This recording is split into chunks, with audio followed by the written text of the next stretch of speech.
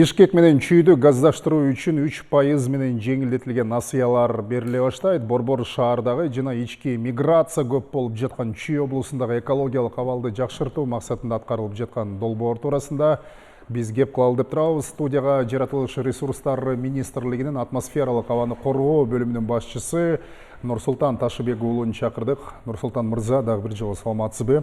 Саламатсызбы. Студияга кош келдиңиз. Жогоруда биз атаган долбоор жалпысынан эмнени сунуштайт? Бул эмне болгон долбоор?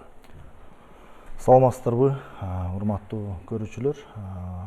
Расул мырза, рахмат эфирге чакырганыңыздарга. Бул газдаштыруу маселеси боюнча сиз айткандай күз-кыш жылытуу мезгилинде биздин Бишкек шаарыбызда, Борбор калаада жана Чүй облусу боюнча актуалдуу маселе болуп келет. Бул ыш түтүн маселеси.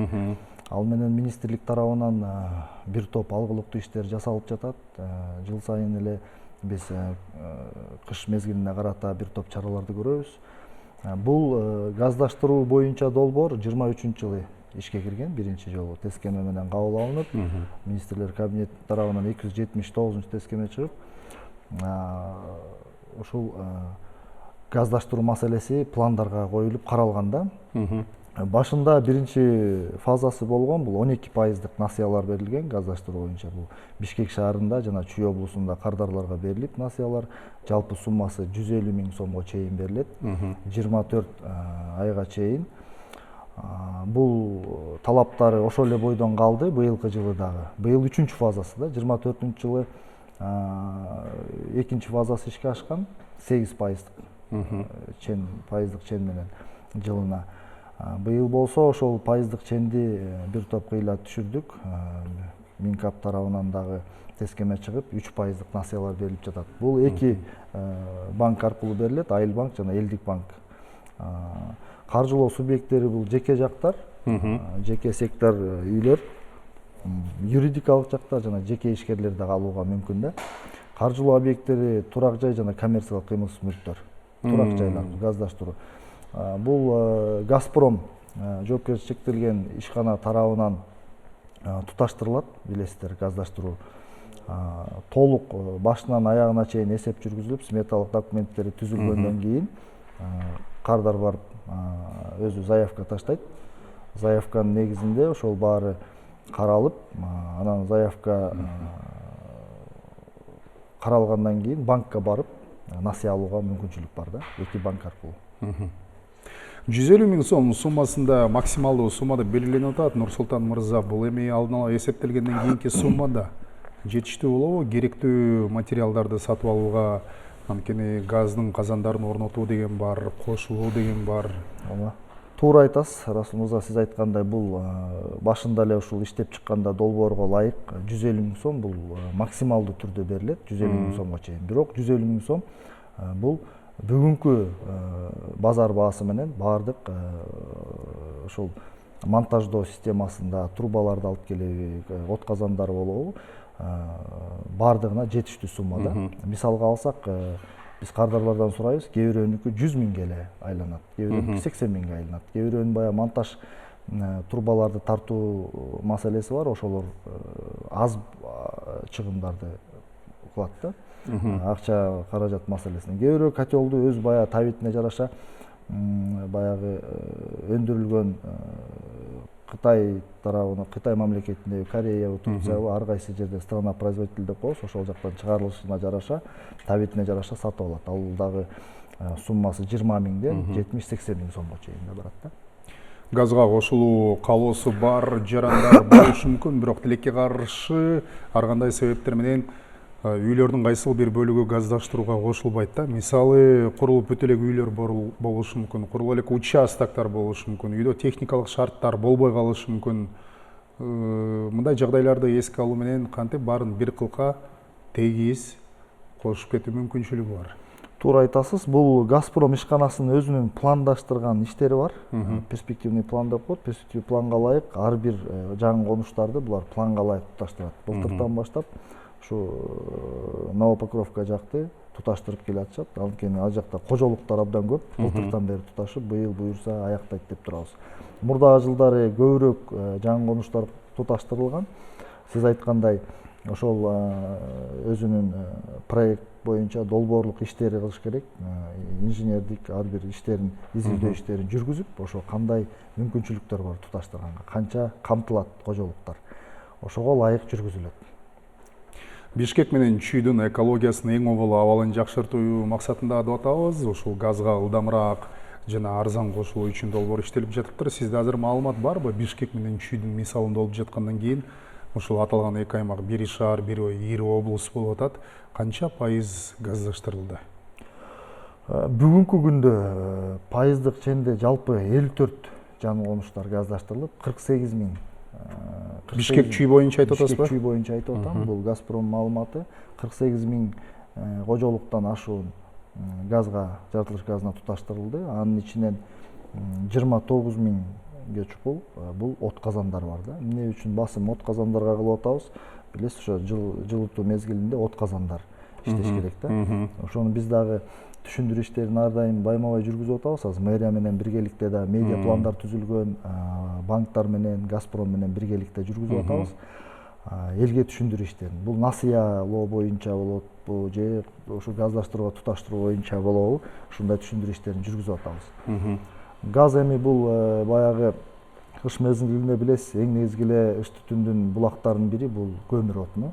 Көмүр отунун кичине сапаты төмөнүрөөк болгондуктан ошо түтүнгө кошкон салымы көбүрөөк болуп атат. Ошондуктан биз көмүр отунан арылалы деп башка альтернативалык булактарга өтүүнү сунуштап жатабыз да, ар дайым экологиялык таза. Бул газ дагы бирден бир. Андан сырткары биз азыр билесиздер, долбоор бар, 50 миллион доллар долбоор. Бул Дүйнөлүк банк тарабынан каржыланып келет. Былтыр ошо мыйзам кол коюлуп, ратификацияланып, күчүнө кирген. Анын эң негизги бир компоненти ошо жылуулук насостору да. Буга эле улай быйыл министрлик тарабынан дагы жакшы иштер жүргүзүлдү, жакшы жаңылык бар. Корея эл аралык кызматташтык агенттиги менен быйыл август айында биздин министрлик тарабынан келишим түзүлдү. Бул 10 миллион долларлык гранттык долбоор. Бул дагы эң негизги багыты бул жанагы жылуулук насосторун орнотуу. Чүй облусундагы баштапкы жана баягы мектеп билим берүү тармагындагы мекемелерге, мектеп, бала бакчаларга жылуулук насосторун коюп, системаларын жаңыртып. Ушул жакшы бир жаңылыгыбыз бар. Ушул долбоор мына август айынан кол коюлуп, буюрса күчүнө кирди. Иштеп баштады. Бул жалпы министрлик тарабынан аткарылып аткан иштерди айтып атам, газдаштыруудан сырткары да альтернативдик булактар жылытуу системаларын өткөрүү боюнча. Кара түтүн ыш маселесин азайтуу багытында жүрүп аткан. Кайрадан газдаштырууга келе турган болсок, Нурсултан мырза, бүгүнкү күндө сиз атап аткан ушул 3% жеңилдетилген насыя, калкка берилип аткан акча каражаты кайсы булактардан келип атат? Бул республикалык бюджеттен? Албетте, республикалык бюджеттен, мамлекет өкмөтүбүз тарабынан субсидияланып, бул эки банкка субсидия аркылуу берилип, анан насыя аркылуу берилип атат да. Өзүбүздүн мамлекет тарабынан камсыздалат. Буну жеке жарандар дагы, юридикалык жактар дагы, ишкерлер дагы баардыгы бирдей ушул 3% чен менен алса болот, Албетте, албетте. Жеке жактар, юридикалык жактар, жеке ишкерлер. Алгандан кийин дагы аны жана жогоруда биз айткандай жылуулукка кеткен, баягы тагыраагы газга кеткен чыгымдарды эсептеп, материалдарын керектүү эмнелерди алыш керек, мындай кеңеш берип, орнотуп берүү багытында коштоп жүрүүчү бул сиз атап аткан газ менен камсыз кылган ишканабы? Албетте, Газпром жоопкерчиликти чектелген коому ишканасы толук камсыздап, толук маалыматты да алсаңыздар болот. Биздин министрлик тарабынан да түшүндүрүү иштери ар дайым жүргүзүлөт. Эки банк, бул Айыл банк менен Элдик банктан да толук маалымат ошол жактан алса болот. Булар ар дайым иштейт. Бүт филиалдарында Бишкек шаары жана Чүй облусу боюнча бул долбоор боюнча насыялоо жүрүп жатат. Аталган ишкананын перспективдүү пландары бар, мега долбоорлор бар деп атасыз. Эгерде план боло турган болсо, Бишкек менен Чүйдү жалпысынан канча жылдын ичинде 100% газдаштырып бүтөлү деп атышат? План боюнча бир барбы, орточо бир 5-10 жылда деген? Бул боюнча мурдатан эле Газпром ишканасы айтып келет, бирок баягы кожолуктарды туташтыруу дагы өтө оор болуп жатат да. Анткени мына бүгүн азыр мисал кылып эле айтсам, бүгүнкү күндө ушу насыялоо боюнча кичине кардарлар азыраак келип атат. Былтыркы эсеп менен былтыр 33 миллионго жакын жыл боюн насыялаган эки банкчы. 250дөн ашуун кардар алган да насыяны. Быйыл болсо бүгүнкү күндө мына азыр сиздерге эфирге келип атып мен актуалдуу маалымат тактадым. Эки банктан бир 20дан ашуун эле кардар алып атат да насыянычы. Жалпы бир 3 миллион. Буну менен биз анализдеп чыктык, министрликте анализ жүргүзүп, кандай эмнеден себептен болуп атат дегенде дагы биз ушу жай мезгилинде көп эстебейт экенбиз, анан күз башталганда ушу сентябрдан декабрь айына чейин, мына азыр сентябрь башталды, декабрь айына чейин өтө көп заявкалар түшөт экен да. Газпром ишканасы дагы өзү жетишпей калат. Ошол себептен биз жаз айынан бери айтып келатабыз. Ушу бул агитациялык иштердичи, түшүндүрүү иштерин. Ушу жылуу мезгилде туташтырганда жеңил болот экен да. Газпром бригадаларда бош турган мезгилде туташтыруу жеңил болот экен. Ошол себептен азыр наплыв башталат. Суук түшө электе. Суук түшө электе. Жумуш дагы жеңил болот, башкаларга. Бүгүнкү күнгө чейин 6000ден ашуун, быйылкы жылга 6000ден ашуун жаратылыш газына туташтырылды. Быйылкы жылдын эсебинен Бишкек чүйдү айтып атасыз.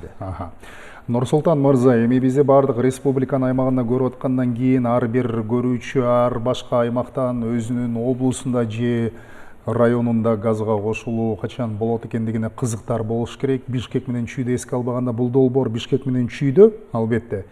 Бирок эми башка региондор боюнча кадамдар барбы? Туташтыруу боюнча.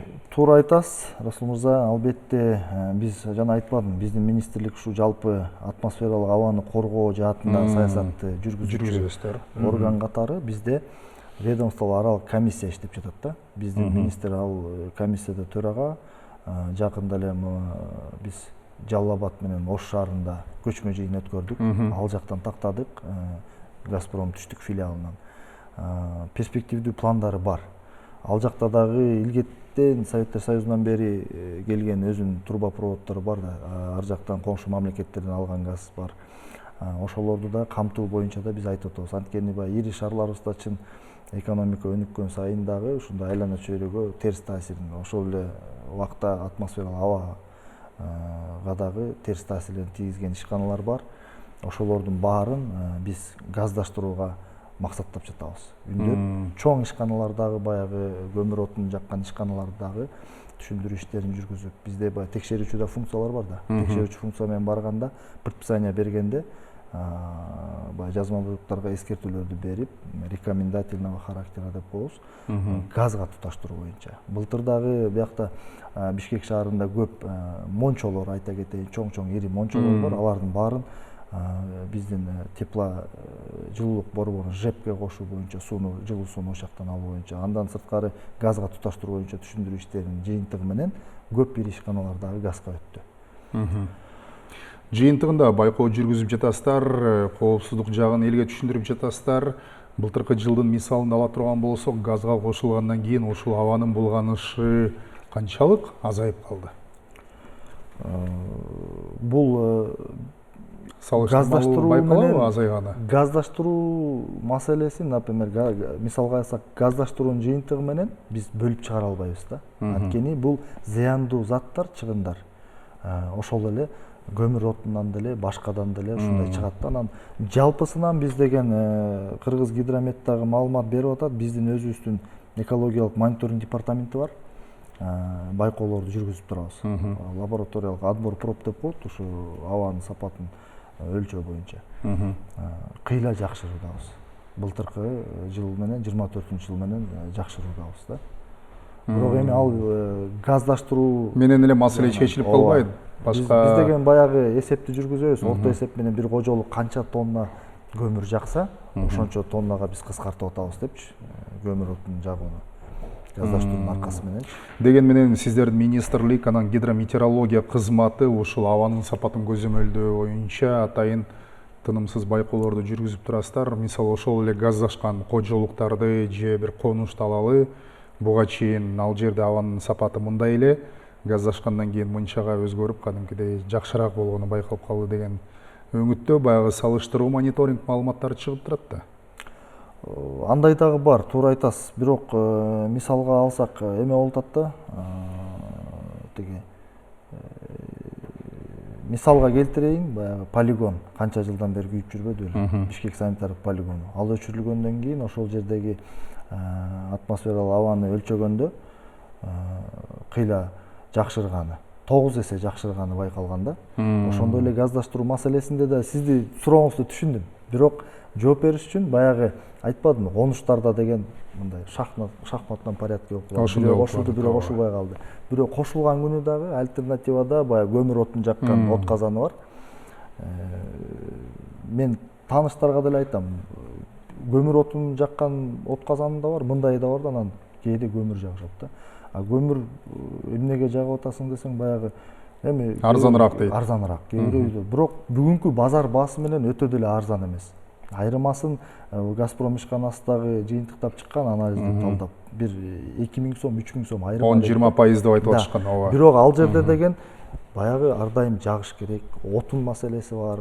Жумушчу күчүн талап кылат, убакытты талап кылат. Сиз айткандай андан чыккан баягы булганыч заттар, зыян заттар абаны булгап, жыйынтыгын адамдын саламаттыгына өтө терс залал таасирин тийгизип жатпайбы? Биз талап кое алабызбы? Ушул газга кошулгандан кийин мүмкүн болушунча баардык аракетти, үйдөгү тиричиликти газдын көмөгү менен кыл, ошол эле кышында үйдү жылытууда газды колдогун деп. Сиз айткандай, бул тургундун, кожоюндун өзүнө эле жеңил болуп атпайбы?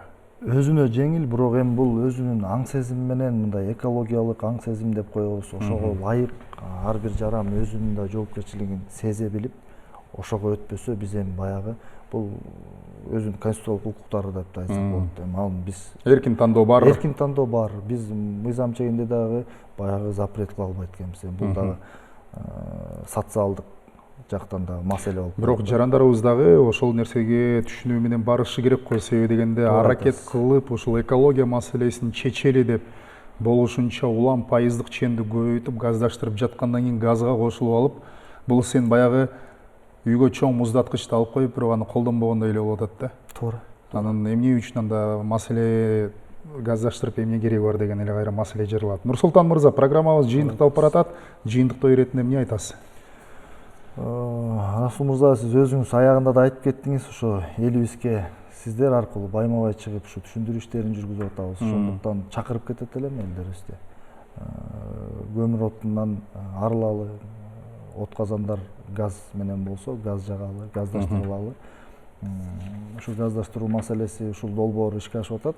Насыяларды алганга мүмкүнчүлүк бар. Бүгүнкү күндө өкмөт Минкап тарабынан мына ушундай шарттар түзүлүп атат, жеңилдетилген насыя, 3%дык насыя бул жок.